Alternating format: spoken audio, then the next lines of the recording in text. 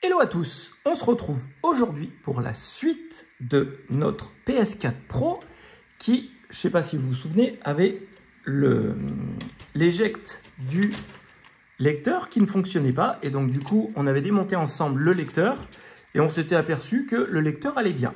Donc, le lecteur, c'est pas lui le problème. Tout ça, il faut le démonter pour changer ça. Un petit bouton que j'ai reçu hier par la poste, acheté sur eBay pour la modique somme de 7 €. Et voilà. Il faut démonter tout ça pour arriver là. Mais oui. Donc là, on a notre carte mère. Là, on a le châssis du dessous. On a notre carte d'alimentation. On va la mettre de côté. On a notre châssis sur lequel on va venir travailler. Là, on a les plaques de canalisation d'air de dessus et de dessous avec le radiateur qu'on avait nettoyé. On va aussi mettre de côté pour le moment. Hop. On a le papier d'EasyCache avec le défaut d'éjecte de la machine. On a le ventilateur, disque dur, la plaque de châssis du dessus, ça va sur l'alimentation, et un sac de vis. Ah. Et voilà, donc tout ça pour en arriver là. Là, on zoome un peu. Une fois qu'on en est là, qu'est-ce qu'on fait? Eh bien, on vient tourner le châssis et on vient démonter les deux vis qui sont là. Et ces deux vis qui sont là vont nous permettre de venir d'éclipser toute la face de la console. Voilà. Donc on a la face de la machine qu'on peut enlever.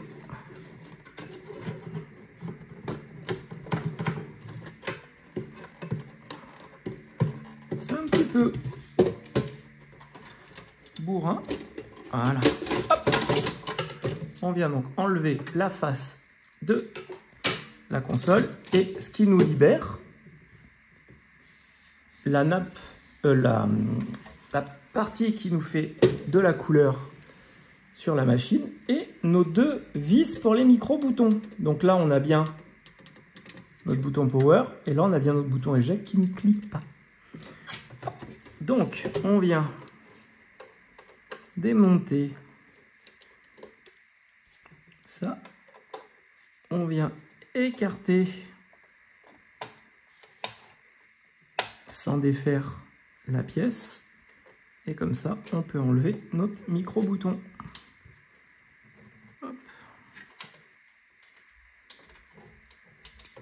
Et voilà. Et donc, on s'aperçoit que il est mort. Comment ils ont claqué ça? Alors là, c'est une grande question à laquelle j'aimerais beaucoup répondre, mais je ne sais pas. Et donc, on va venir remettre en lieu et place notre micro-bouton. Donc, c'est un VSW001, VSW004. Bon, déjà, ils n'ont pas la même ref, mais ils ont le même nombre de pins et ils ont la même tronche. Donc, normalement, ça devrait fonctionner puisque c'est pour la même série de consoles. Hop là. On vient remettre notre nappe. Je l'ai dit, j'étais bête, j'aurais pu la mettre par l'autre côté. On va la mettre par l'autre côté. Oui. On vient remettre notre bouton.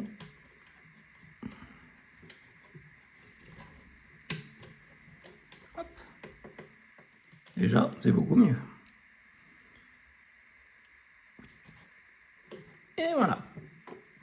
Donc maintenant qu'on a fait ça, les amis, on peut remonter et resserrer tout ça. Voilà. Et on peut surtout, hop, on vient remettre notre nappe qui vient comme ça. Hop. Voilà. Et une fois qu'on a fait ça, on va pouvoir remonter notre lecteur qu'on a mis de côté, là. Hop. On va remonter notre lecteur. Et là, maintenant, on va remonter l'intégralité de la machine. Donc, on va remettre les vis avec la grande vis noire qui va là. Hop. Et voilà. On va... Petite coupelle. On va prendre ça comme petite coupelle. Hop, on va mettre toutes les vis là-dedans. Voilà. Ouh. Et voilà. On a la grande vis. Et on a après toutes les petites qui vont en lieu et place là, là et là. Hop.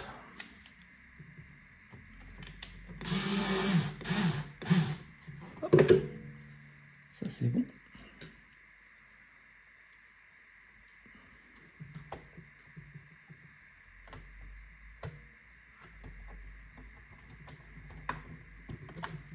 Et d'une.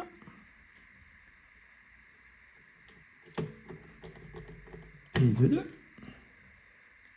Hop. Et de trois. Comme ça, notre lecteur, il est en place.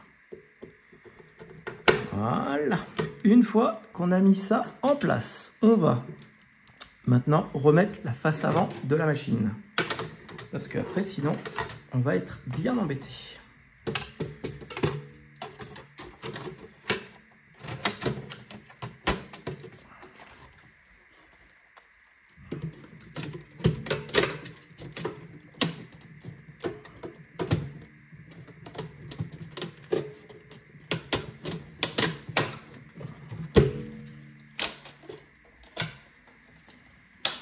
Je trouve que cette partie est d'une grande merdicitude.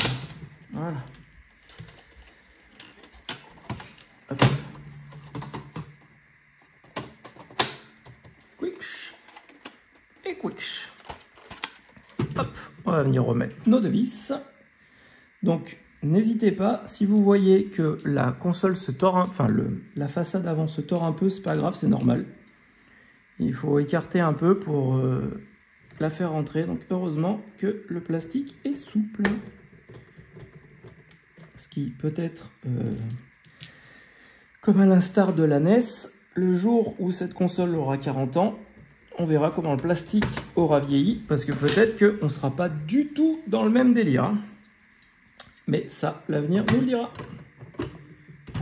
Hop, une fois qu'on a fait ça, on va venir remettre les vis sur notre ventilateur. Vous remettez là où il y a les deux flèches.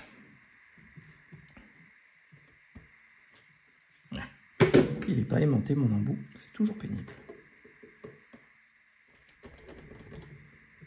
Ouais, on va le faire à la mano, c'est tout aussi bien. Et voilà. Hop. Une fois qu'on a fait ça, on va pouvoir remettre notre radiateur. Radiateur qu'on a bien sûr nettoyé préalablement ensemble dans l'autre vidéo. Hop là, on remet ça en place. On vient passer nos prises là, celle-là là, celle de l'antenne à l'avant comme ceci. Power, éjecte et toutes les nappes. Voilà. Hop. Toutes nos nappes et là, ventilateur. On va venir maintenant remettre les vis dans les flèches ici présentement. Et c'est simple parce que du coup, vous avez une petite flèche dans chaque endroit où il doit y avoir une vis, ce qui vous permet de vous y retrouver sans trop de soucis. Hop! Une fois qu'on a mis ça en place, on va pouvoir remettre la carte mère et bien sûr remettre de la pâte thermique neuve. Très important. Pâte thermique, moi j'utilise toujours la même. Après, libre à vous d'utiliser celle que vous voulez. Je n'ai aucun partenariat avec personne. Mais il est vrai que celle-ci, chez LDLC, elle est très bien et elle n'est pas très chère. Elle est à 9,90 € les 4 grammes. Et après, elle est à 19,90 € les 8 grammes. Donc on va remettre un petit coup de brossouillette au cas où il y aurait un petit peu de poussière qui serait venue nous embêter.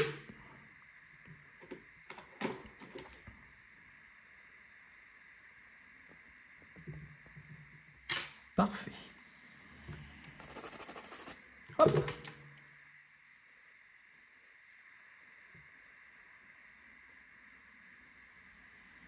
Et voilà. Ça, on n'en a plus besoin. On vient mettre en lieu et place notre carte. Vous passez le câble d'alimentation dans le trou prévu à cet effet et vous descendez. Hop, ça en passe dessus.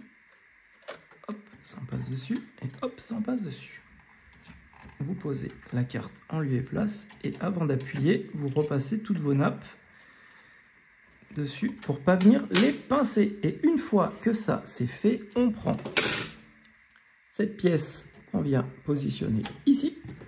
On prend le support qui vient appuyer sur les vis et on vient le faire mordre en lieu et place. Voilà. Et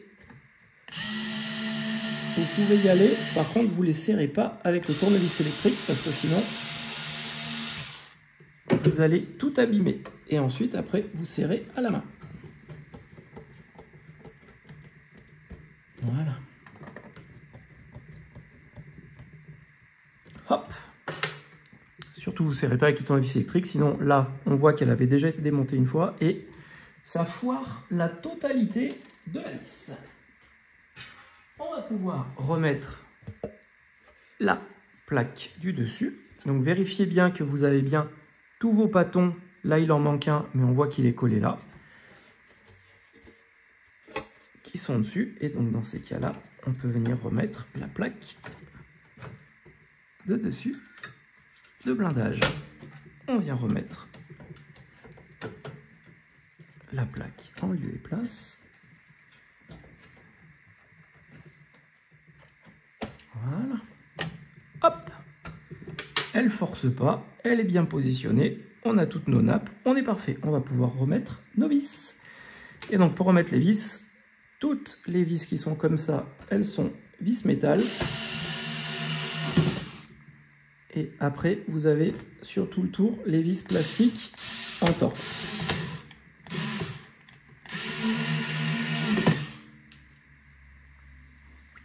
Hop. Ah, une tripotée.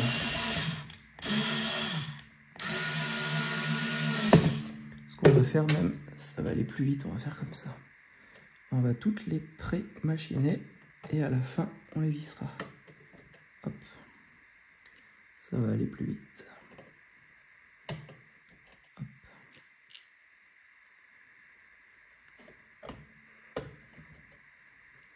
Est-ce qu'il y en a une tripotée hein?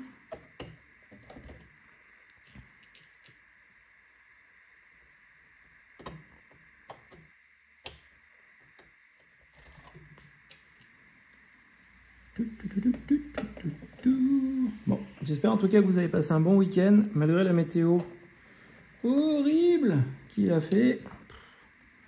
Dommage, à Grenoble, il y avait une brocante avec 300 exposants. J'étais super content d'y aller et je l'attendais avec impatience. En plus, après, j'aime bien aller manger un bout là-bas. Et résultat des courses, eh ben, il n'a pas fait beau. Bon, du coup, on est allé vite fait avec mon Léo, mais bon. Malheureusement, il n'y avait déjà pas grand monde. Du coup, forcément, il n'y avait pas de belles trouvailles à faire. Même si on ne trouve pas toujours quelque chose, mais en attendant, quand même, ça reste une bonne balade sympa avec un chasse au trésor à la clé. Ce qui est chouette dans les vides-greniers. Hop, encore une là. Et ensuite, après, il y a toute une ribambelle ici pour venir valider et fermer au niveau des prises.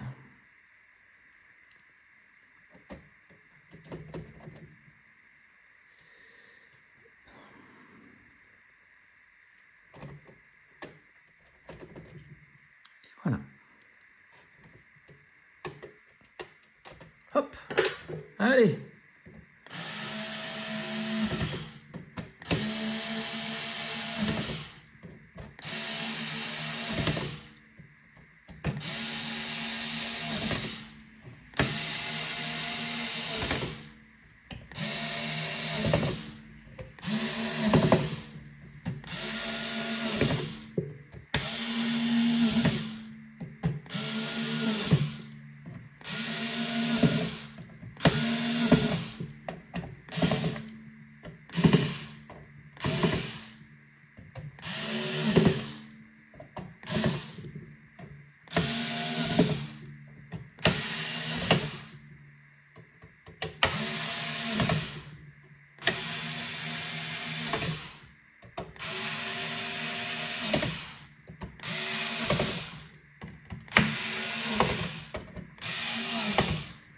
Bon, je vous sens très bien une chanson pendant qu'on fait ça, mais très honnêtement, il vaut mieux pas.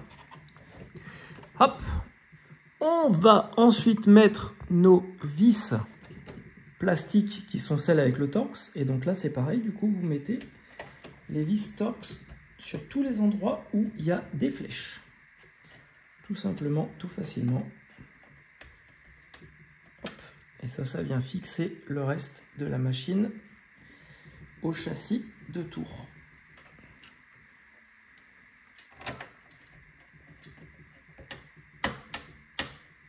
Voilà.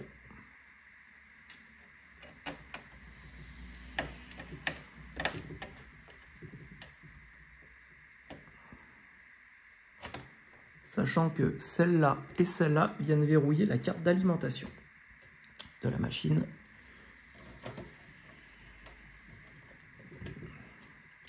Ce qui permettait pour la garantie de ne pas la démonter pour changer l'alimentation.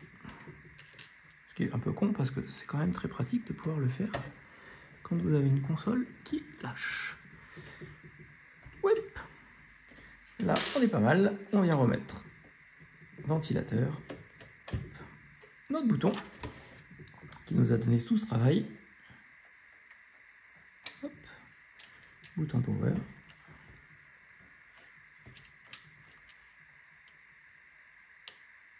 Hop. On vient remettre l'antenne.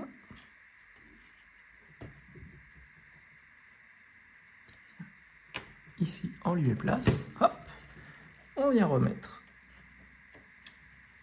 lecteur, antenne Wi-Fi, lecteur et lecteur.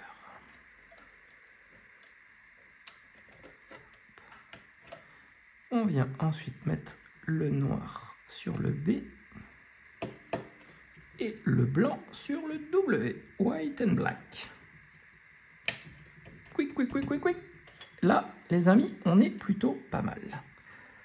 Ensuite, une fois qu'on a fait ça,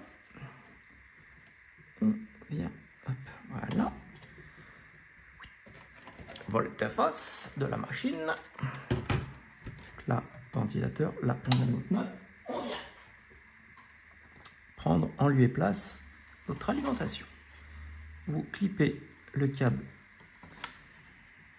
d'alim dedans, vous passez dans la rainure comme ça et hop là, et on baisse.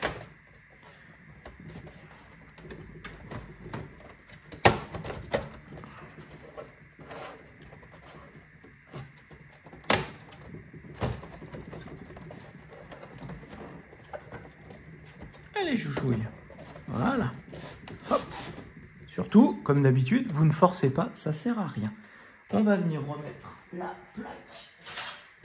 Voilà. Une vis qui s'est barrée, forcément. Hop là. Hop. La plaque de verrouillage.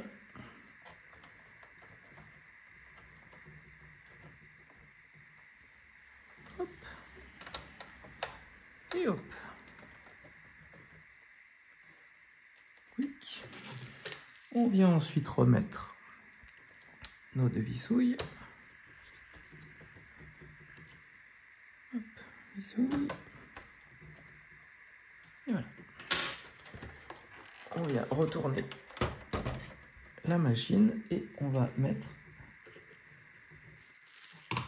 Hop, nos deux vis qui vont là pour verrouiller la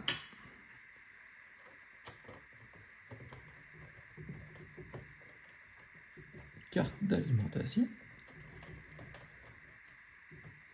Hop là.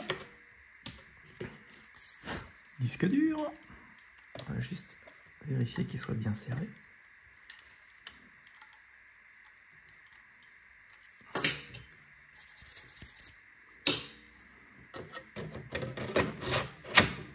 Hop.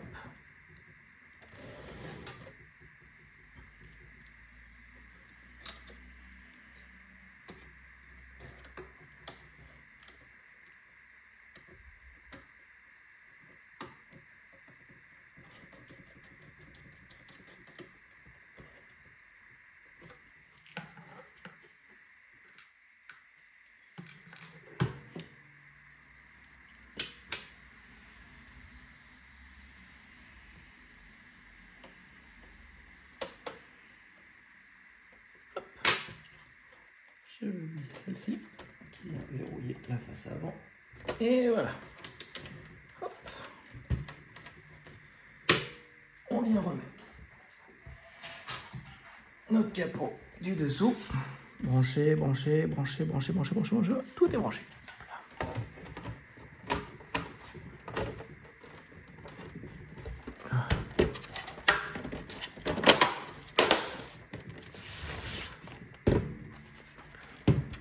On vient remettre la vis de verrouillage.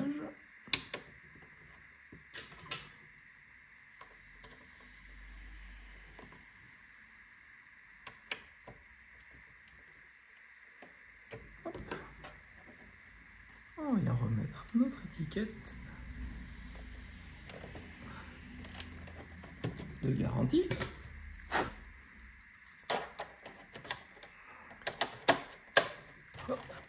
Et on vient remettre notre plaque de dessus.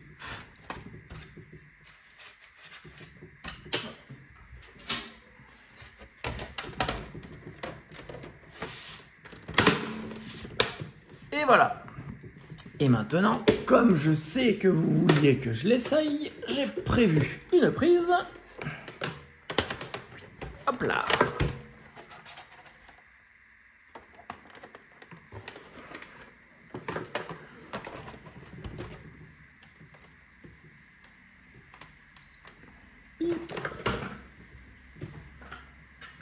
Donc, chouchouille, elle démarre.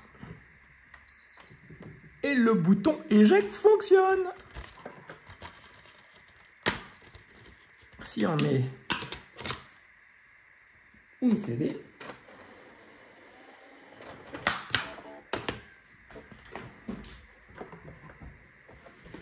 donc là elle est partie.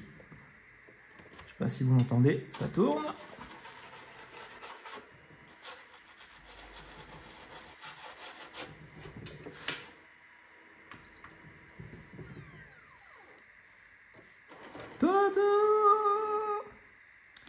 Et voilà les amis. Donc j'espère que cette vidéo vous a plu. N'hésitez pas à mettre un pouce si vous avez aimé celle-ci, à vous abonner à la chaîne si ce n'est pas déjà fait. Allez regarder la première vidéo où on a démonté la machine pour voir que du coup le lecteur était bon. Et voilà, pour continuer les investigations. Les amis, et surtout, prenez soin de vous parce que c'est le plus important. À bientôt. Bye bye.